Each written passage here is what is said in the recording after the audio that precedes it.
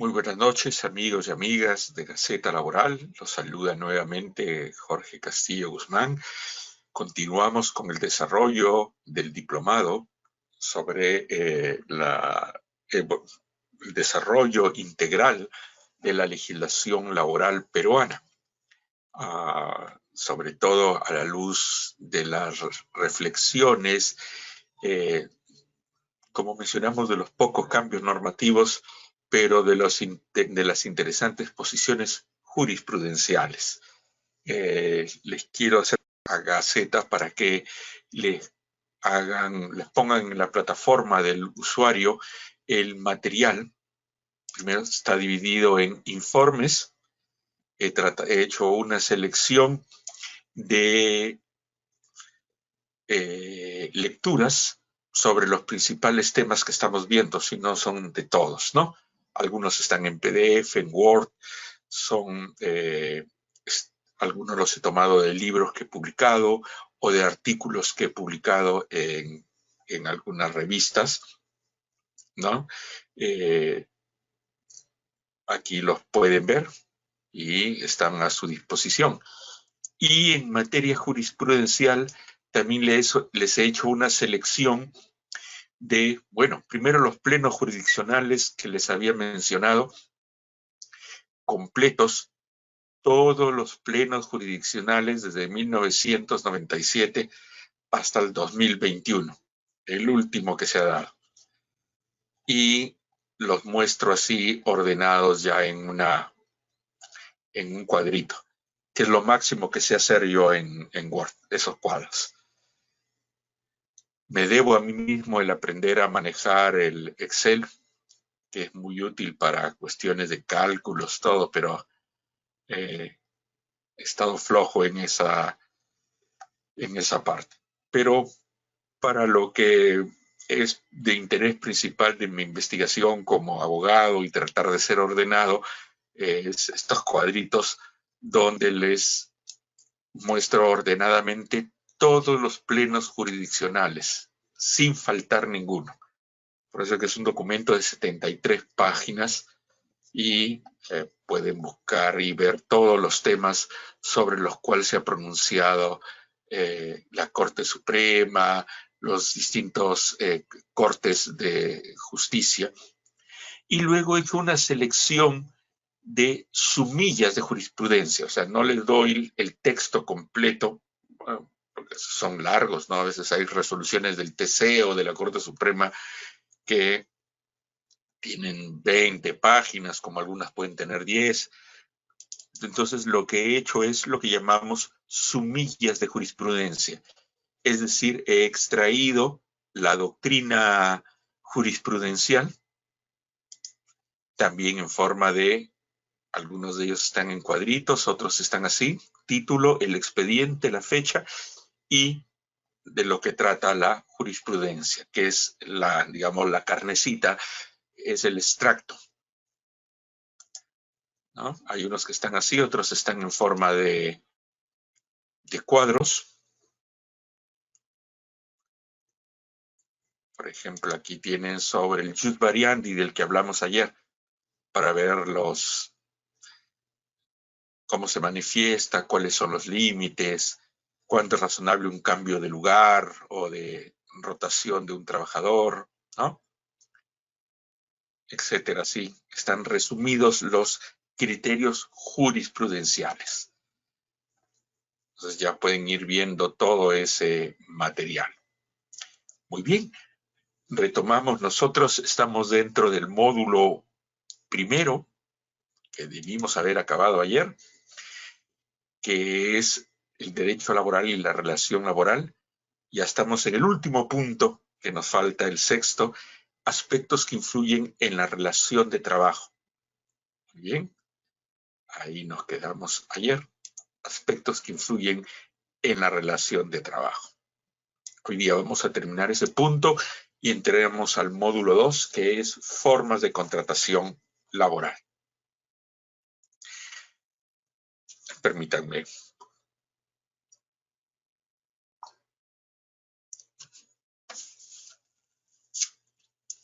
Aspectos que influyen en la relación de trabajo. El primer punto es la calificación de personal. Ciertamente la calificación de personal, cuando he hecho estudios comparados con otras legislaciones, en otras legislaciones resulta muy importante en la medida en que hay normativa particular para categorías profesionales, sobre todo en aquellos países donde las negociaciones colectivas tienen una gran influencia, cosa que en el Perú no es tanta, pues las negociaciones colectivas están a nivel de empresa, no tanto a nivel de actividad o categoría profesional. Quizá la más importante y relevante es la de construcción civil, que se aplica a la categoría de obreros de construcción civil. Entonces es una negociación de rama de actividad y respecto de categoría profesional, obreros. Es la única relevante a nivel nacional, ¿no? Por ejemplo, en las otras actividades, o tal vez también pesca, ¿no? Que abarca también a un ámbito geográfico mayor, ¿no? Pero el resto son mucho a nivel de empresa. En todo caso, lo que me quería hacer referencia es la casi ya superada división entre empleados u obreros.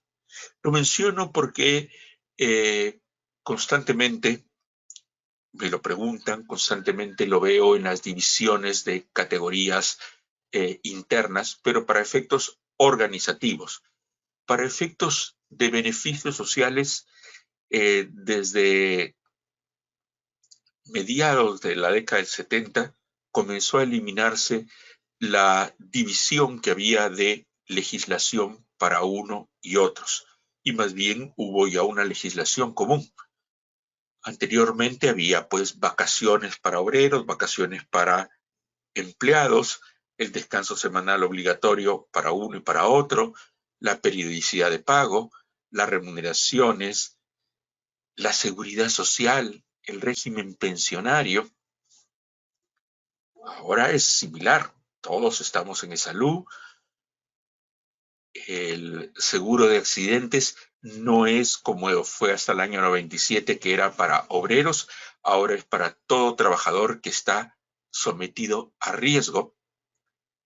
El seguro complementario de trabajo de riesgo antes era el seguro de accidentes de trabajo y enfermedades profesionales exclusivamente para obreros. Se cambió la tónica y se dijo, pues no solo es el obrero el que está sometido a riesgo, sino es en función de el riesgo al cual está sometido cualquier trabajador. Y a nivel legislativo no hay norma que establezca tal calificación. No existe ya un régimen de empleados y otro de obreros, ni para efectos laborales, ni para la seguridad y previsión social. Aun cuando todavía subsiste en el vocabulario nuestro, por ejemplo, acá en Lima, se habla del Hospital del Empleado, por el Hospital Edgardo Rebagliati, y el Hospital Obrero, que está en la Avenida Grau, por el Hospital Guillermo Almenara. Era una visión distinta que tenía el Estado. ¿Por qué atender en un lado a empleados y en otro lado a obreros? Tenía, como alguna vez me mencionó un destacadísimo laboralista y profesor, maestro, el doctor Luis Aparicio Valdés, cuando le preguntábamos, él nos enseñaba seguridad social, de la diferencia, y nos decía, no hay ninguna diferencia técnica ni lógica, es una cuestión más bien de división social, es la visión que tenía el Estado en ese momento de casi diríamos, ahora lo veríamos como algo discriminatorio, ¿no? O segregar, es decir, dar derechos a ambos, pero en forma separada, en forma segregada. Por un lado los empleados, por otro lado los obreros. Pues eso poco a poco se ha ido superando, por lo menos desde el Estado.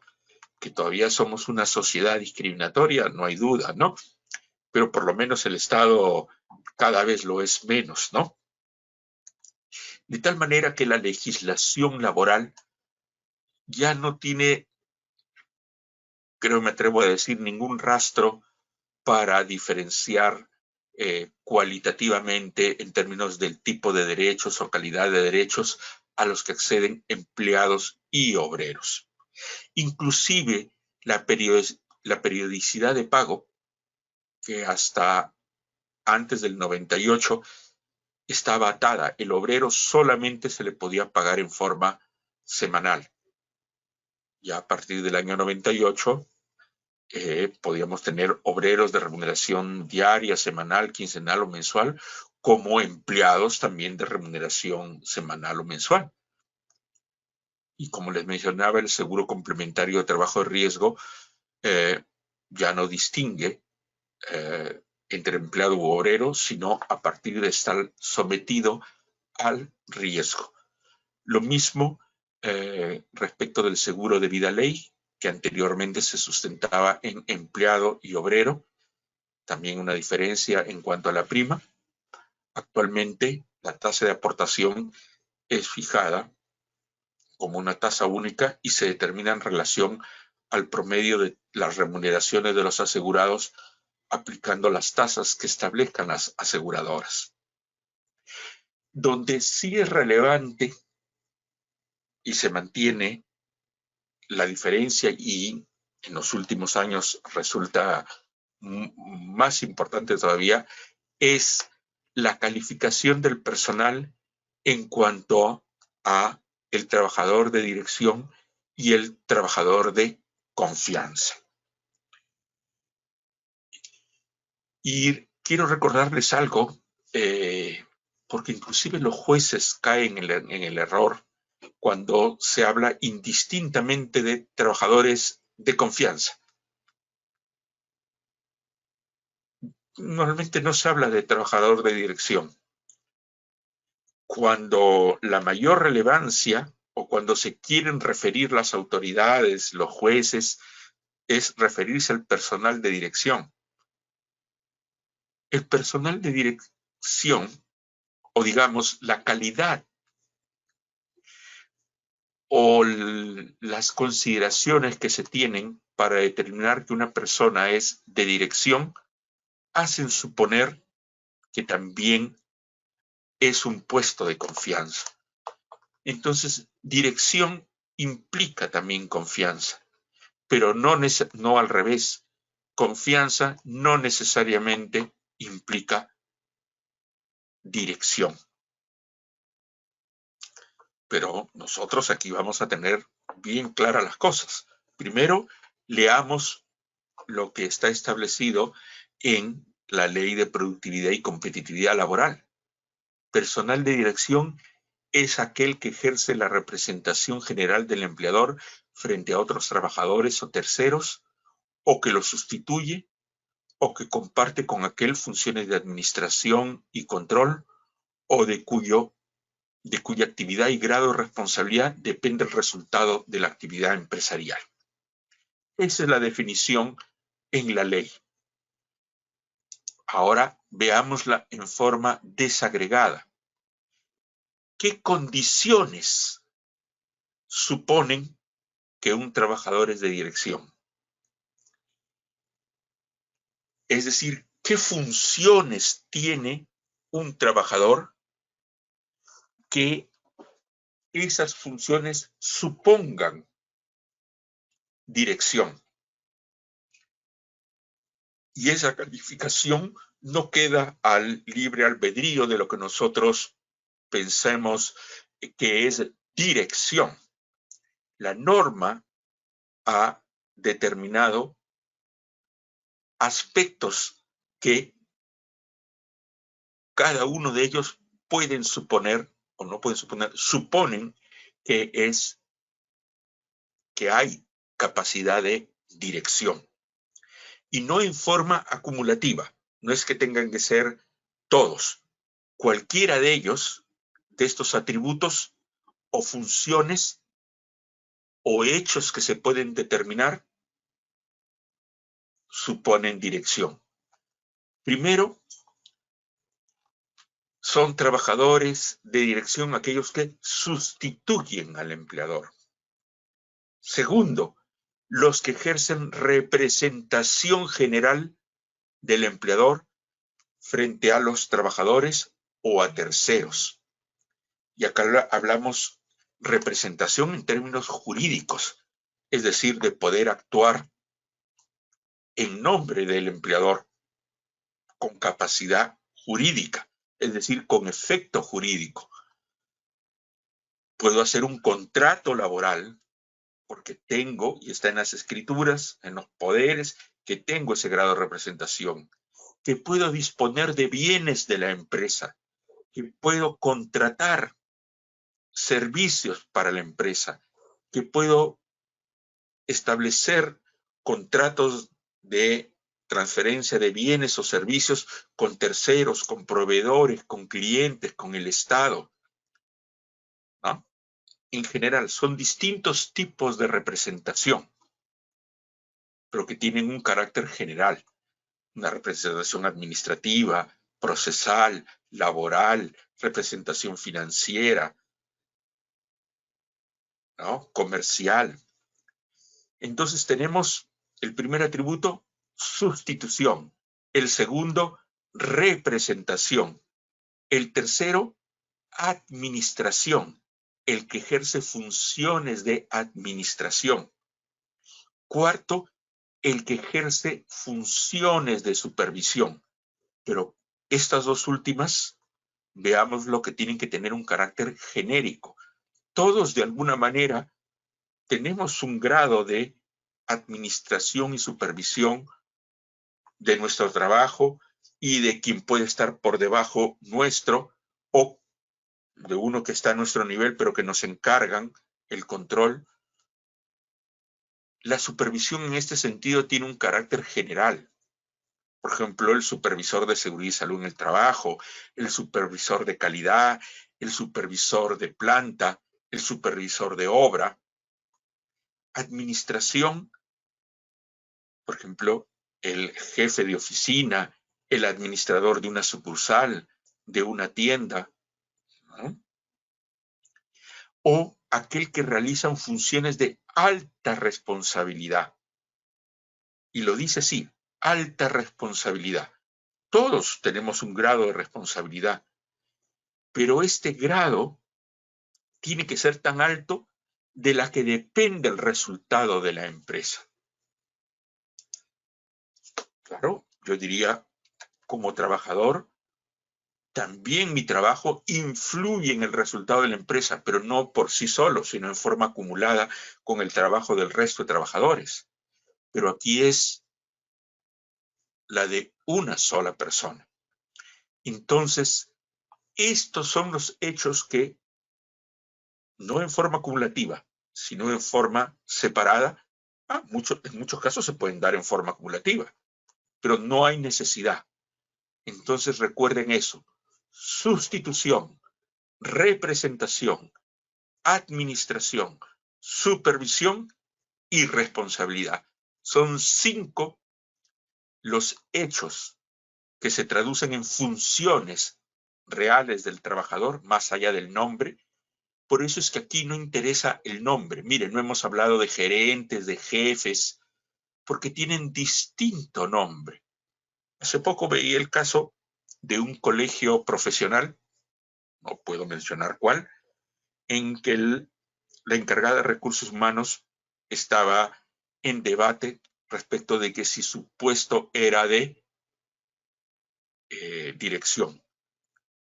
Yo les decía, la jefatura de recursos humanos tiene un grado de representación y de administración y que considero que es personal de dirección. No, es que no soy jefa, pero eres... ¿Y quién sobre ti quién tienes? El gerente general. Pero en recursos humanos, ¿quién manda? Yo. Es que mi nombre dice encargada.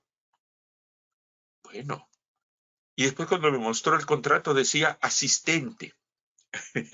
Entonces miren el nombre, asistente de recursos humanos, encargado de recursos humanos, jefe de recursos humanos, titular del área de recursos humanos, como se llame, no importa tanto el nombre. Olvidémonos del nombre y del cargo. Lo que veamos son lo que supone el cargo. Si el cargo supone sustitución del empleador, representación del empleador, funciones de administración, funciones de supervisión y alta responsabilidad, cualquiera de ellas, sin importar el nombre, es trabajador de dirección. Muy bien. Hay que verlo así en forma desagregada para no confundirnos con los nombres, porque esos van a variar de acuerdo a cada empresa. Sobre todo porque no hay ley que determine pues que así se deben llamar los nombres o los cargos en las empresas. Uno es libre, jefe, director, encargado, líder de, el líder de ventas. ¿Quién es el líder de ventas? De repente el gerente de ventas o de comercialización. Entonces, hay que verificar, o perdón, no caigamos en quedarnos con el mero nombre. Lo que importa aquí es la función. Trabajador de confianza, dice la norma. Primero leemos la norma y luego lo desagregamos. Son aquellos que laboran en contacto personal y directo con el empleador, contacto directo con el empleador o con el personal de dirección, el que acabamos de describir, teniendo por dicho contacto acceso a secretos industriales, comerciales o profesionales y en general a información de carácter reservado. También lo son aquellos cuyas opiniones o informes son presentados directamente al personal de dirección, contribuyendo a la formación de las decisiones empresariales. Eso dice la norma. Ahora veámoslo en forma desagregada. Muy bien. Acá son dos factores. El primero, aquellas personas, olvidándonos del cargo y el nombre, aquellas personas que laboran en contacto personal y directo con el empleador o con el personal de dirección y que por dicho contacto personal directo acceden a información calificada. No es cualquier tipo de información. Todos los trabajadores tenemos una cuota de información, pero es reducida. Y según el cargo, podemos acceder a información como secretos industriales, secretos comerciales, secretos profesionales, información de carácter reservado. Se entiende que es información vital para el devenir de la empresa, no la pequeña porción que creo conocer cuando, por ejemplo, me plantean que el auxiliar de contabilidad es trabajador de confianza. O a todo el departamento de contabilidad lo ponen como personal de confianza. Podrá ser el contador general, el auditor, pero un auxiliar accede a toda la información. Muy difícil, ¿no? Lo mismo en el área legal. Entonces, se trata de personas, independientemente del nombre, que por el tipo de trabajo, en cuanto a contacto personal y directo con el empleador o con el personal de dirección, acceden a este tipo de información. Lo otro no tiene que ver con información, sino con la capacidad que tiene el trabajador para dar o emitir opinión ante el empleador o el personal de dirección y que es tomada en cuenta para la toma de decisiones empresariales. Todos tenemos derecho a opinión, todos nos expresamos ante nuestros pares, a nuestros jefes, ante el gerente, pero de esa opinión depende el devenir de la empresa, el éxito empresarial o institucional. Cuando se dice es tomada en cuenta para la toma de decisiones empresariales, no para el hecho de ir a comprar algo. Ah, yo opiné que deberíamos ir a almorzar a tal restaurante por el día del trabajo y el gerente me hizo caso. Claro, es una toma de decisión empresarial, pero de esa no depende el devenir de la empresa. Si soy el asesor financiero, el asesor legal, en una empresa de publicidad, el creativo, el que determina una política empresarial, dónde vamos a invertir, a qué mercado vamos a ir, cómo transformarnos en época de crisis. Entonces, son personas que tienen esa capacidad de que su información es tomada en cuenta para la toma de decisiones empresariales, más allá del nombre. En algunos casos se llamarán asesores, en otros casos se podrán llamar técnicos, etcétera. Pero lo que hay que ver es la capacidad que se tenga de emitir opinión relevante para la toma de decisiones empresariales. Yo puedo ser el asesor de imagen de la empresa o el asesor publicitario y no tengo poder de dirección ni representación, pero mi opinión es tomada en cuenta. O soy la secretaria o secretario del directorio y soy quien llena las actas y sé lo que se ha decidido para ahora y el futuro. Estoy accediendo a información de carácter reservado y no soy trabajador de dirección. ¿Con quién estoy trabajando ahí? Con el gerente, con los subgerentes, con los jefes. Entonces, mi contacto con el personal de dirección me permite acceder a secretos reservados o a información reservada, pero no soy trabajador de dirección. Entonces, no siempre la confianza implica dirección, pero dirección sí implica confianza. Bien, pero hay que tener en cuenta ello. Y la calificación es importante, ¿por qué? Porque en el trabajador de confianza se amplía el periodo de prueba, se puede ampliar el periodo de prueba, no es que obligatoriamente, se puede ampliar el periodo de prueba que es de 3 meses a 6. Y en el trabajador de dirección de 3 meses a 1 año. Además, el no ejercicio de derechos sindicales en la medida en que no pueden ser miembros del sindicato, salvo que el estatuto de la organización sindical expresamente lo permita. No conozco de ningún sindicato que tenga una cláusula que permita ello.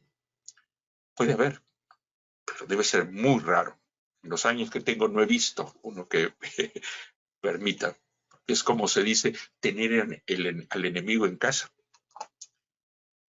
Y por lo tanto no se les aplican los convenios colectivos y no pueden ejercer el derecho de huelga. Los trabajadores de dirección se encuentran excluidos de la protección de la jornada máxima. El trabajador de dirección, por el mero hecho de serlo, no accede a la protección de la jornada máxima. El personal de confianza tampoco tiene la protección de la jornada máxima, depende. En la dirección, todos a rajatabla no tienen la protección de la jornada máxima. En el personal de confianza, no tienen la protección de la jornada máxima si no están sujetos a control efectivo del tiempo de trabajo. Es decir, si no se les controla la entrada y salida. Pero si al personal de confianza le controlo la entrada y la salida, por lo tanto su horario, su trabajo efectivo, entonces sí tiene derecho a la jornada máxima legal. Es muy importante el procedimiento para la calificación. Una empresa ordenada, indistintamente de tener a X persona con nombre propio, tiene identificados los puestos de trabajo que serán llenados por personas en particular. Esos puestos son los que tienen que estar determinados si son de dirección o de confianza, de tal manera que cuando venga el trabajador A, B, C, D, etcétera, no importa la persona, sino el puesto, el cargo, si implica dirección y confianza en términos de lo que acabamos de mencionar. Y se le comunica por escrito al trabajador de dicha calificación. Y cuando es de origen, normalmente se incluye en el contrato de trabajo. Y si no hay contrato de trabajo, pues con un memorando, ¿no? Además, tal calificación se consigna en el T-Registro y en las boletas de pago. Entonces, las formalidades son 3. Comunicación de la calificación, inscripción en el T-Registro y consignación en la boleta de pago. Pero la formalidad ayuda, pero no es definitiva. Tanto es así que si aún no se cumpliera con la calificación formal, se mantiene la calificación si ésta fluye del puesto y de las funciones del trabajador.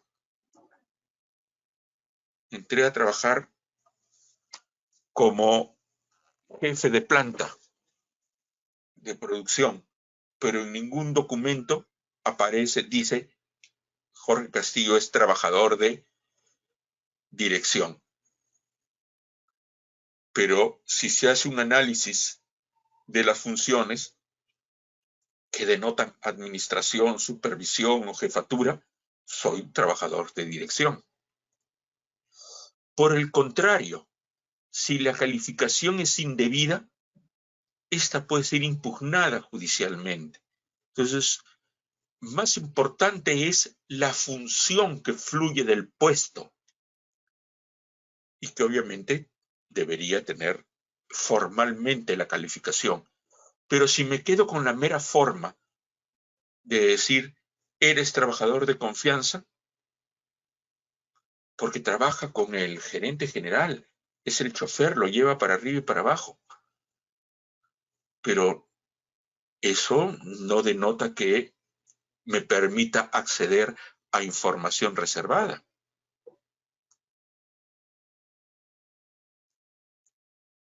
Y en todo caso, como bien menciona la ley de productividad, la ley no ampara el abuso del derecho ni la simulación. De tal manera que si hay una calificación incorrecta, esta se puede impugnar judicialmente y en el proceso se puede determinar que no hay los hechos o las funciones que gatillan la calificación como de confianza o de dirección.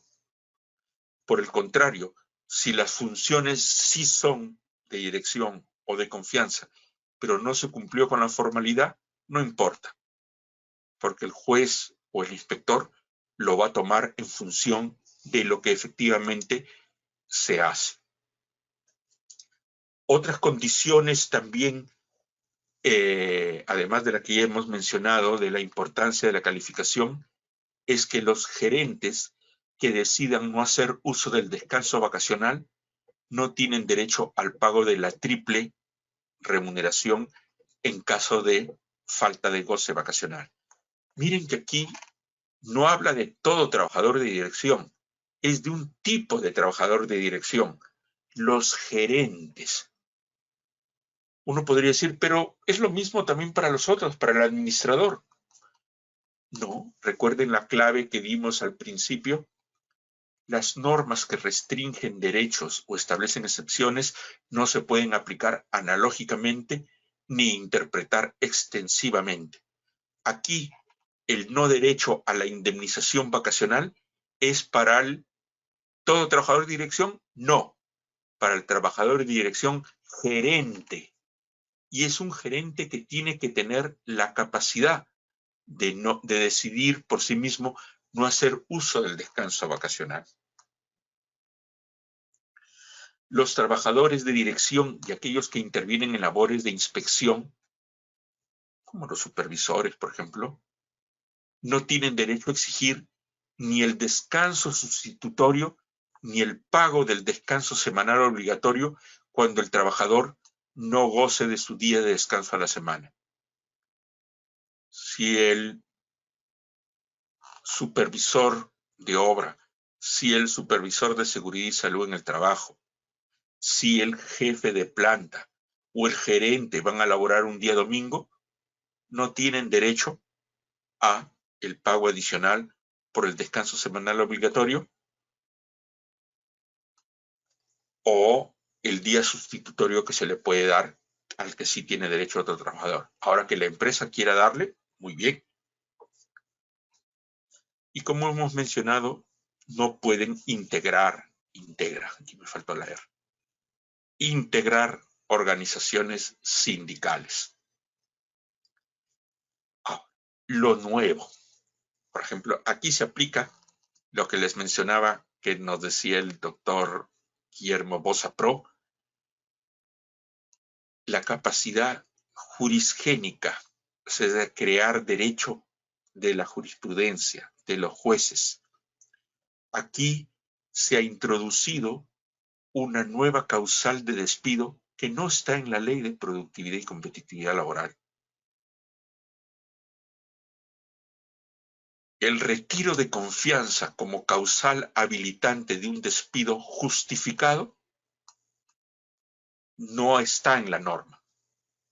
Ha sido creación de la jurisprudencia, que ha sido una creación ardua, porque desde el 2010 hasta el 2016, más o menos, 17, habían pronunciamientos de una sala de la Corte Suprema, otro pronunciamiento de la otra sala, etcétera. Y en contra, ¿no? Ya fue decantando y asentándose la posición hasta que se emitió una opinión a través del Pleno Jurisdiccional Supremo, es decir, la reunión de todos los jueces supremos en materia laboral, que en este caso son los que pertenecen a las salas de derecho constitucional y social, que son las que ven los aspectos laborales. Ahí se determinó lo siguiente, que en el caso de un trabajador de confianza, si ingresó directamente a un cargo de confianza o de dirección, no le corresponde el pago de la indemnización por despido arbitrario en caso que su empleador le retire la confianza. Por lo tanto, el retiro de confianza aparece como una causal justificante del despido. Si no hubiera esto, diríamos que sería un despido arbitrario. Pero la jurisprudencia está determinando, pero para el que es trabajador de dirección o de confianza de origen, el que fue contratado directamente como tal. Pero aquellos trabajadores que ingresaron inicialmente a un cargo y realizaban funciones comunes ordinarias y en el interín fueron accediendo con posterioridad a un cargo de confianza o de dirección en la misma empresa o institución, le corresponde el pago de la indemnización por despido arbitrario o la que se reincorpore a su antiguo puesto de trabajo luego de retirada la confianza, o cuando el propio trabajador opte por no reincorporarse a su antiguo puesto. Es decir, ya depende del trabajador si quiere reincorporarse a su antiguo puesto. Por lo tanto, al trabajador que es no es de origen de dirección de confianza, sino por acceso, por promoción, si es que está el trabajador de acuerdo, puede volver a su puesto anterior. Si no, calificaría como despido arbitrario y había que pagarle la indemnización. Entonces, eso es totalmente relevante ahora a tener cuidado con calificar correctamente. Justo en el caso que les mencionaba de este colegio profesional, cesó a como me decía la trabajadora que me consultó, no tengo el nombre de jefe de recursos humanos, ni gerente de recursos humanos, sino encargada de recursos humanos. Y cuando veo la carta de despido, en que por retiro de confianza, y le dicen retiro de confianza por ser asistente del área de recursos humanos. Yo le digo, por ahí nos podemos coger para pelear de que claro, el empleador ha hecho mal en ponerle el nombre de asistente, ¿no? Aunque claro, en el fondo, si se llega a un proceso, el empleador va a tratar de probar que era personal de dirección en la medida en que ejercía representación para efectos laborales, tenía una función de administración, de supervisión en materia laboral, ¿no? Control. Pero por ahí nos deja digamos, el mismo empleador nos ha dejado un cabito como para jalar de ahí y pelearla. Aunque esto recién ha sucedido, todavía hay 30 días hábiles para plantear la demanda, no sabemos. Otras formas de calificación. Ya hemos visto obrero, empleado, que ya no tiene una connotación legal. Todas estas diferencias que les planteo aquí tienen que ver más bien con la organización. Y no es que estén dadas así por ley. Depende de cómo se organiza la empresa. Llaman a unos ejecutivos, trabajadores comunes, administrativo en oposición a servicios, administrativo en oposición a los de producción, permanentes en oposición a temporales, trabajadores con remuneración fija en oposición a los de variable, personal directo o de la empresa en oposición al personal indirecto o el que viene por intermediación o tercerización, trabajador de oficina frente al trabajador de planta, trabajador a tiempo completo frente al trabajador a tiempo parcial.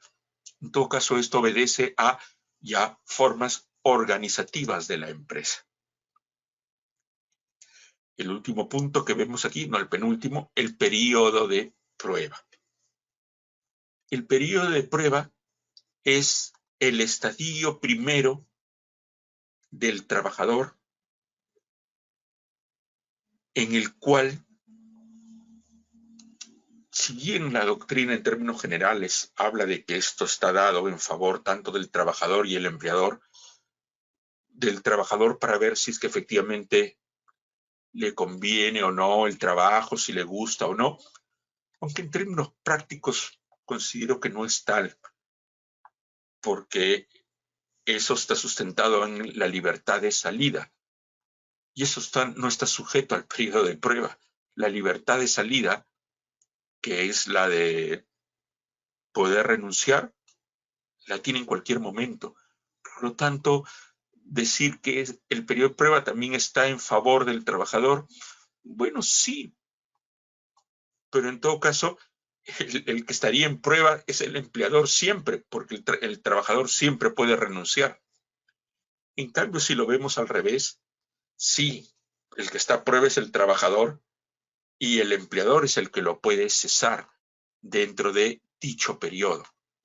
Y el periodo común y general es de 3 meses. Y lo único que suspende es la protección contra el despido arbitrario, en forma general. Luego vamos a ver excepciones. No restringe el derecho de estar en planilla, de contratarle el seguro vida ley, o de que comience a devengarse ya el ACTS o inscribirlo en esa LUB. ¿Cuántas veces he escuchado que me dicen, el trabajador lo tengo a prueba, por eso es que está con locación de servicios y emite recibos por honorarios? Bueno, uno emite recibos por honorarios respecto de una renta de cuarta, y la renta de cuarta es la que proviene de un trabajo independiente. ¿Este trabajo es independiente? No, pero está a prueba. No importa. Lo que manda aquí no es estar a prueba o no, sino ser dependiente o independiente. Entonces, todas esas ideas de que durante el periodo de prueba al trabajador lo tengo bajo recibos es indebido, se cae, ¿no? Que lo querramos esconder está bien. Prefiero a la persona que lo hace adrede a aquel que lo hace por desconocimiento. Porque no tiene ni cómo cautelarse, nace de una percepción equivocada o de la ignorancia en derecho del trabajo. Entonces, eso sí no nos podemos permitir. Y recordemos otra cosa, no hay contrato de prueba. El periodo de prueba es una condición que se aplica a cualquier relación contractual, tanto si es trabajador permanente como si es trabajador modal. A veces cuando he hecho auditorías encuentro contrato sujeto a modalidad, ¿no? Así el título, y ponen como subtítulo, así como se podría poner de temporada, de mayor demanda de mercado o de suplencia, ponen de prueba. Yo le digo, perdón, es que es un contrato de prueba, el trabajador está a prueba. Bueno, eso es por el periodo, no por el contrato. No existe un contrato de prueba. El periodo de prueba se aplica a cualquier relación laboral, permanente o del trabajador temporal. Se aplica inclusive de aquellos que ingresaron por concurso público o ingresaron por un proceso de selección y dieron una prueba, sea que la selección la hizo internamente el empleador o le encargó a un tercero. Hay empresas que se dedican a hacer los procesos de captación de personal y las pruebas técnicas, psicológicas, etcétera, ¿no? Aún cuando uno no es contratado en forma así directa por una entrevista rápida con el jefe o con el jefe personal, quien sea el encargado, sino que pasa por todo un proceso de selección que puede ser en varias etapas, igual está sometido a periodo de prueba. Y el único derecho que se restringe es la protección contra el despido arbitrario. Y hemos mencionado que se puede extender hasta 6 meses en el caso de trabajador de confianza o trabajador de alta calificación o de, digamos, un trabajador especializado, puede también a 6 meses. Y en el caso del trabajador de dirección, puede ser hasta 1 año. Muy bien. Si se supera por más, si se pacta por más tiempo del que está establecido por ley, no tiene efecto legal alguno. En cuanto al transcurso del tiempo, no son computables como periodo de prueba los días de ausencia del trabajador del centro laboral, ya que el hecho de que esté trabajando es lo que permite calificarlo. Por ejemplo, si el trabajador se enfermó al segundo mes y entra en un periodo de incapacidad temporal para el trabajo y reingresa 1 mes o 2 meses después, esa suspensión por incapacidad temporal para el trabajo hace que no corra el plazo de los 3 meses o de los 6 meses o del año. Se volverá a contar, no de cero, sino se retoma la contabilización en donde quedó antes de ausentarse. por cualquier motivo, licencia con o sin goce de haber, incapacidad temporal para el trabajo, una licencia por maternidad, etcétera, ¿no? Ahora, cuando el trabajador cesa y reingresa, ¿se entiende superado el periodo de prueba o se le vuelve a someter a periodo de prueba? Depende. Si transcurren más de 3 años de producido el cese, ya se entiende superado el periodo de prueba. O cuando se reingresa a un puesto notorio y cualitativamente distinto al ocupado previamente. Ahí no importa si pasa un día o un mes. Voy a tomar reingreso a un puesto totalmente distinto. O han pasado más de 3 años, por lo tanto, tomo nuevamente el periodo de prueba. Se me somete nuevamente el periodo de prueba. Y como les mencionaba, el periodo de prueba se aplica a cualquier tipo de contrato.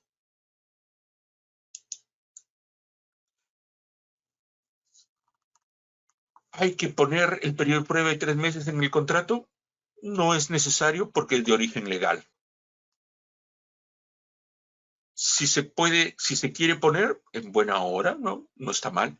Lo que sí hay obligatoriamente que poner en el contrato o en cualquier otro documento es si se está pactando, en el caso de trabajador de confianza o calificado, la extensión hasta 6 meses o en el caso de dirección hasta 1 año. Ahí sí no hay presunción. Tiene que ponerse expresamente cuando hay esta prolongación hasta el 6º mes o hasta el año. ¿El empleador puede exonerar el periodo de prueba? No hay ninguna norma que se lo prohíba, ni supuesto que se lo exija. Depende de los empleadores. Son muy pocos los que he visto en que dicen, le reconozco la protección contra el despido arbitrario desde el inicio de la relación laboral. Que en todo caso es un beneficio o derecho del empleador, ¿no? En términos operativos. Porque el trabajador puede renunciar cuando quiera. Y no hay forma de retenerlo. ¿Por qué? Porque funciona la libertad de trabajo en términos de la libertad de salida. Respecto de la madre trabajadora, esto sí es un cambio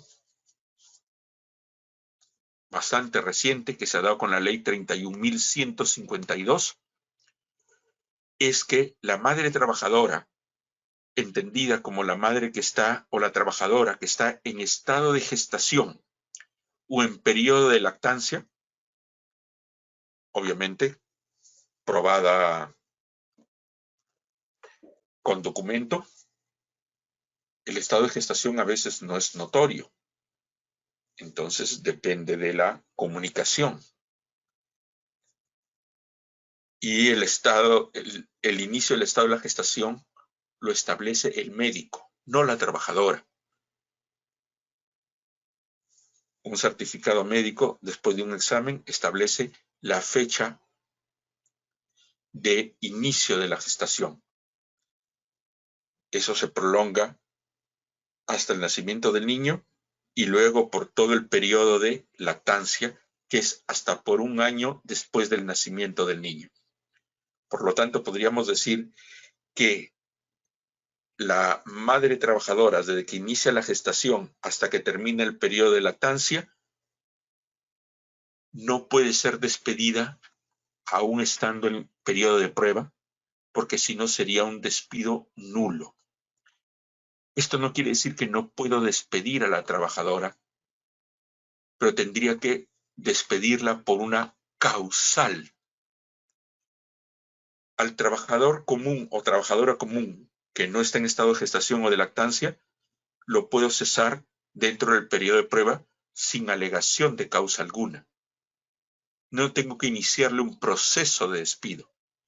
Pero si quiero despedir a una persona que está en gestación o en periodo de lactancia, estando en periodo de prueba, tendría que hacerlo vía el despido justificado, es decir, cumpliendo con el principio de tipicidad, ver que haya alguna de las causales de despido, seguir el procedimiento, garantizar el debido proceso y que el despido haya pasado por el tamiz de que nos pide el Tribunal Constitucional, que es objetividad, proporcionalidad, razonabilidad. Entonces, no es que no se pueda despedir a la madre trabajadora en periodo de prueba, sino que para despedirla no es tan automático como el resto de cualquier otro trabajador. Tendría que imputar una falta que justifique el despido. En términos generales, podemos decir que durante el periodo de prueba el empleador tiene la facultad de darlo por extinguido el vínculo laboral sin justificación alguna. Pero eso sí, formalmente. Evitémonos que después el trabajador venga con un inspector o un policía para que se pruebe el despido de hecho. El cese dentro del periodo de prueba debe ser un cese formal, es decir, con documento.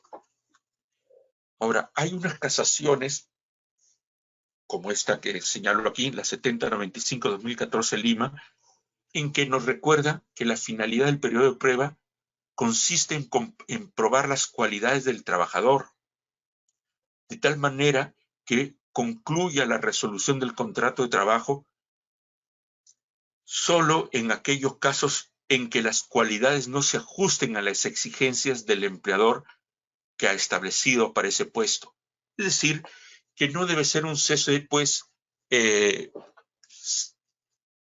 totalmente subjetivo, sino que tiene que haber una evaluación. Si bien no hay norma que exija que el empleador tenga que justificar por qué cesa dentro del periodo de prueba, a raíz de estas casaciones es que viene el consejo de los laboralistas a que haya por lo menos un señalamiento general. Y no es que el trabajador tenga derecho a hacer dar un descargo, nada, ¿no? Pero por lo menos señalemos genéricamente por qué lo estamos cesando dentro del periodo de prueba.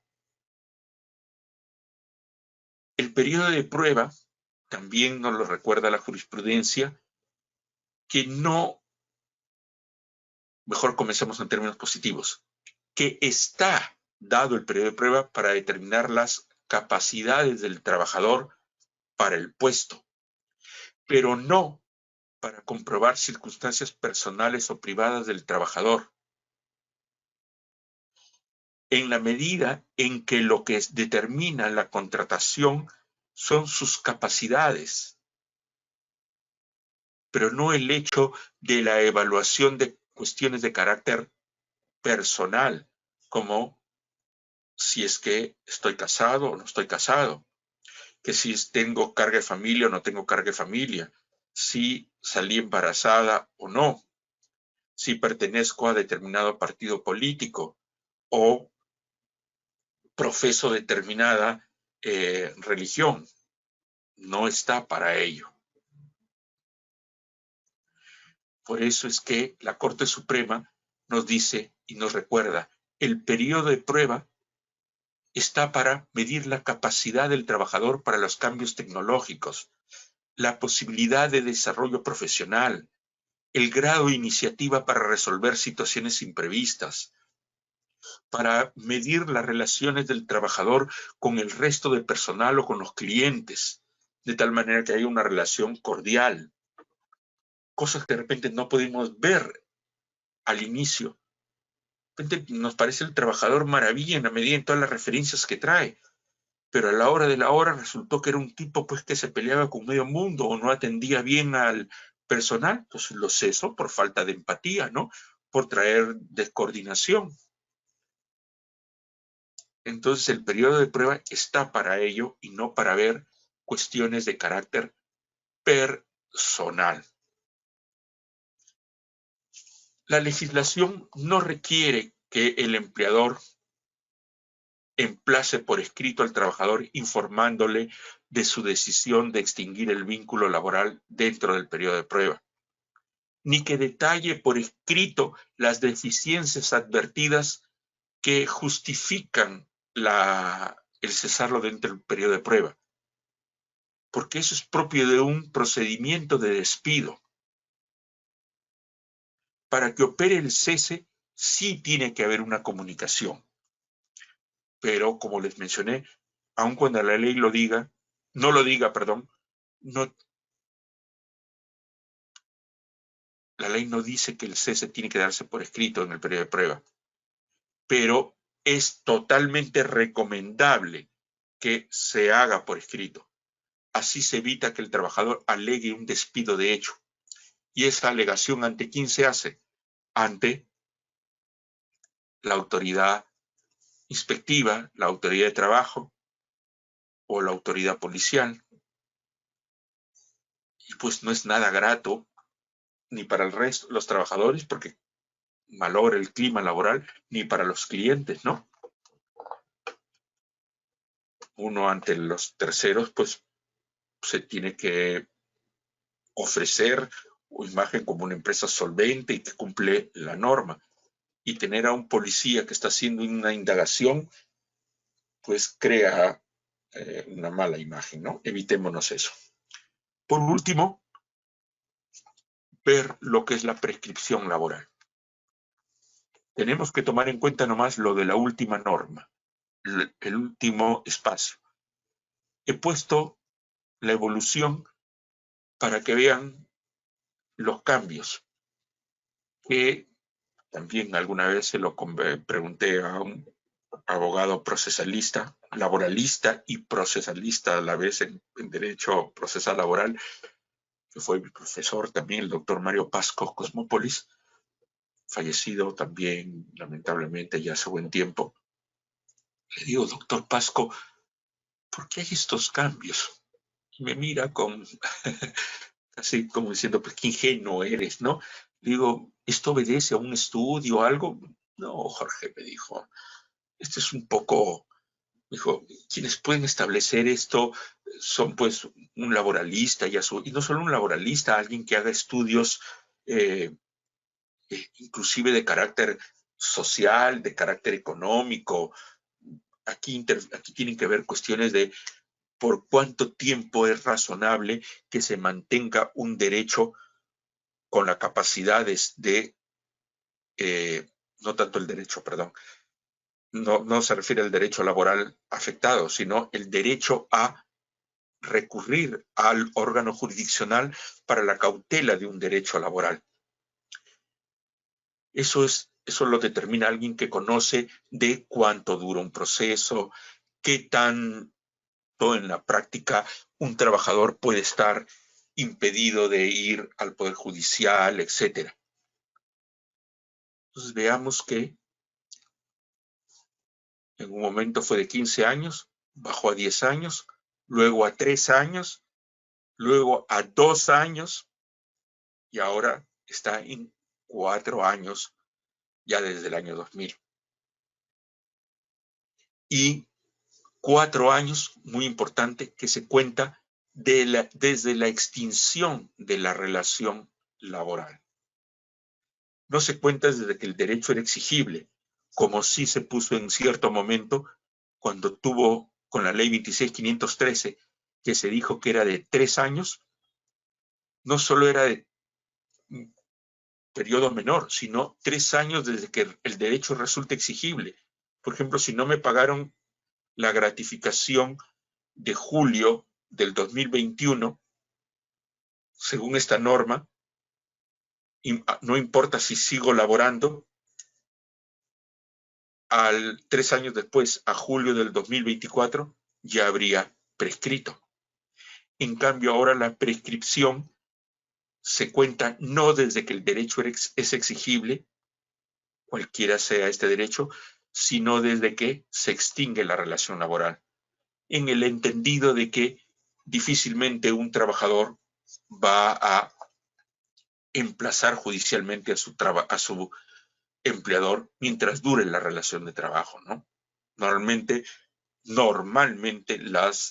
los procesos judiciales se dan al término de la relación de trabajo, aun cuando no se esté peleando o discutiendo el motivo del cese. Puede que me cesen y esté pidiendo recálculo de beneficios sociales por una cuestión de comisiones.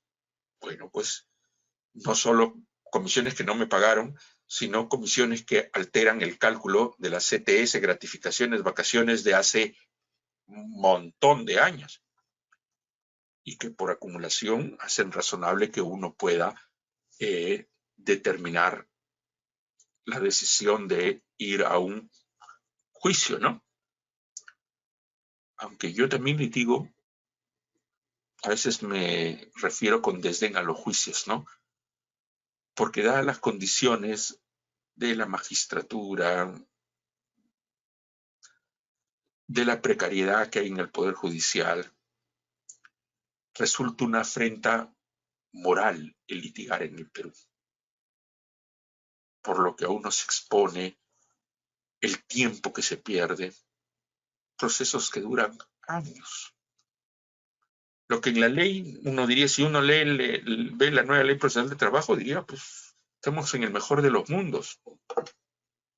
Con decirles que tengo procesos que están desde el año 2015 y no se resuelven porque algunos de ellos están entrampados en la Corte Suprema, que no se pronuncia ni siquiera para la calificación de admisión de la casación. Y peor ahora con la pandemia, pues que se está trabajando en forma semipresencial y remota. Oh, terrible. Bien, no nos deprimamos. Tenemos temas interesantes que tratar. Vemos ahora en nuestro segundo módulo las formas de contratación laboral. Formas de contratación laboral. Permítanme aquí.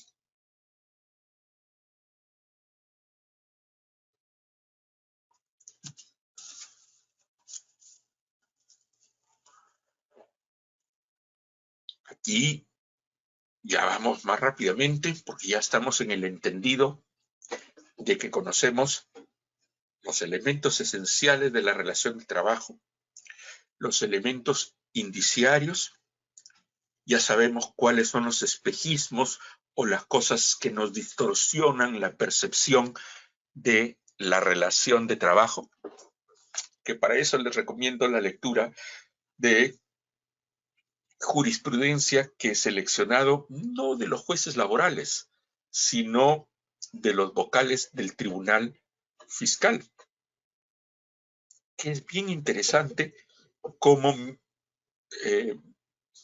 a veces salen del formalismo y de la doctrina pura y dura del laboralista para ver cuestiones, otros aspectos también legales, pero desde una óptica quizá más operativa que tiene el vocal del Tribunal Fiscal, que son tributaristas.